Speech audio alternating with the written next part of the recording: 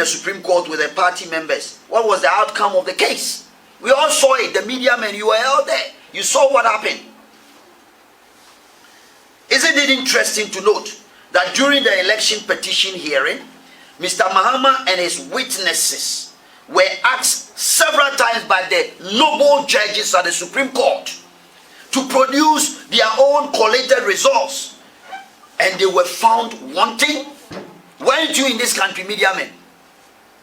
Mr. Mahama couldn't even produce a distinct figure from the pink sheet in order to challenge what was declared by the Electoral Commission, and yet he continued spouting electoral fraud.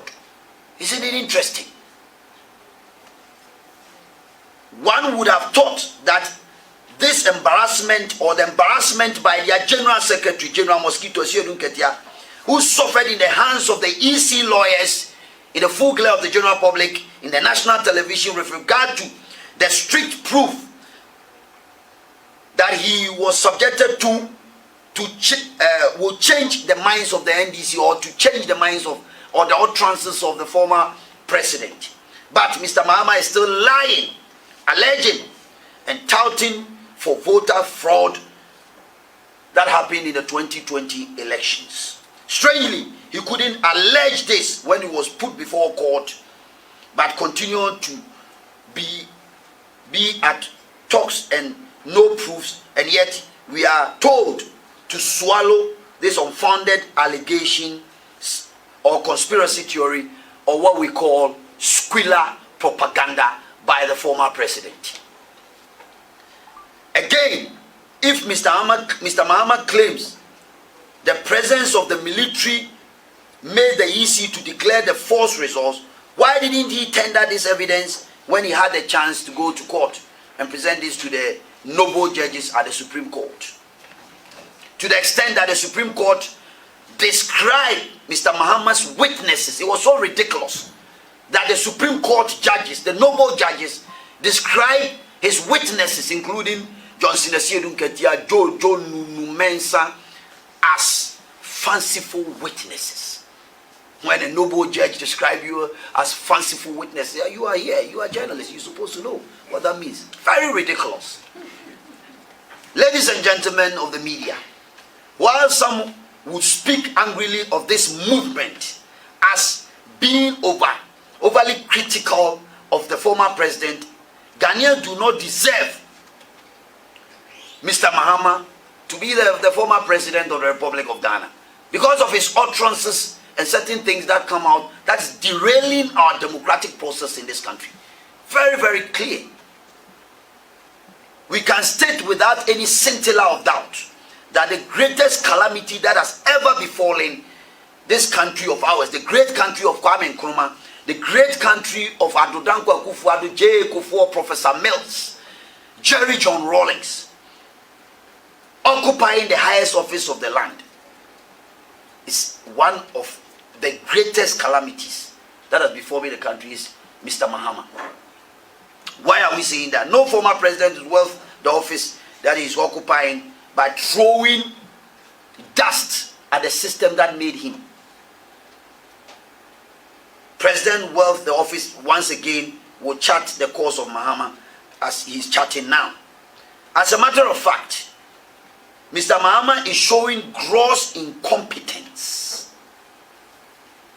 Even in opposition, his utterances and baseless rants highlight the weakness in our democracy and bring into contempt the office that he has once occupied.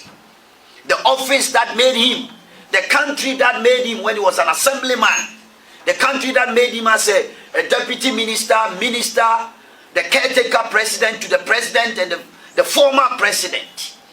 He's tarnishing that system, the electoral process that made him. And it's so sad for this country.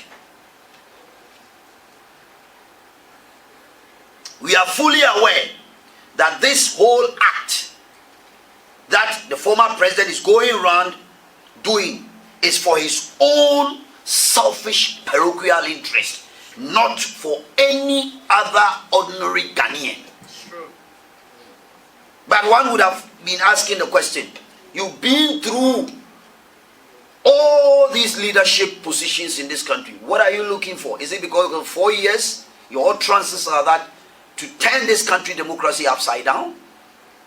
In fact, the former president of the NDC, former President Jerry John Rawlings, may his soul rest in peace, saw through Mahama's antics in 2020 and blew his lid of Agenda 2024. It has always been about Mahama and his 2024 comeback. I'm quoting the former president. The strategies are all about 2024 and how he can come back to power and destroy his own NDC party. Mr. Mahama is just clutching on the straws and hoping to create a religion of conspiracy to undermine our democracy, ideals, and to challenge his political parochial interest. He needs to be told in plain language that touting these unfounded claims of electoral frauds without willingly to follow the constitutional process is as horrible as Adolf Hitler's propaganda stance, or is as barbaric as Idi Amin's modus operandi of propaganda, or whatever you can call it, or ideology. Ladies and gentlemen, it is said that the leopard cannot change its spots, nor can the tiger change its strips. But it is time for us as a country to tell Mahama or the former president to pack it in. Ghana is above his rhetorics. Ghana is above his taunting and rants. And get ready for his own internal politics that is facing him, destroying the NDC beyond repairs. And then what is awaiting him is a tsunami that is about to sweep him, for him to rewrite his own political obituary.